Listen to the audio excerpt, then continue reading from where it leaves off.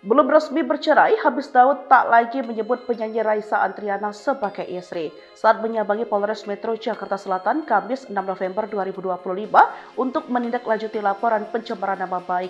Habis mengungkap hubungannya dengan wanita yang dinikahinya pada 2017 silam itu. Ia mengaku masih intens berkomunikasi dengan sang istri.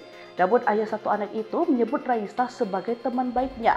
"Kamu tahu, itu best friend saya," ungkap Habis Daud dikutip dari salah satu akun YouTube pada Jumat 7 November 2025. "Saya berkomunikasi sama dia itu setiap malam, setiap pagi," tandasnya. Diakui pria yang juga seorang arsitek tersebut, kini dirinya dan Raisa tengah belajar untuk melanjutkan co-parenting. Co-parenting merupakan pola pengasuhan bersama di mana kedua orang tua meskipun sudah berpisah atau bercerai, bekerja sama untuk berbagi tanggung jawab dalam membesarkan anak. Lebih lanjut, Habis Daud memohon agar pemberitaan terkait rumah tangganya dan Raisa untuk tidak dibuat-buat lagi oleh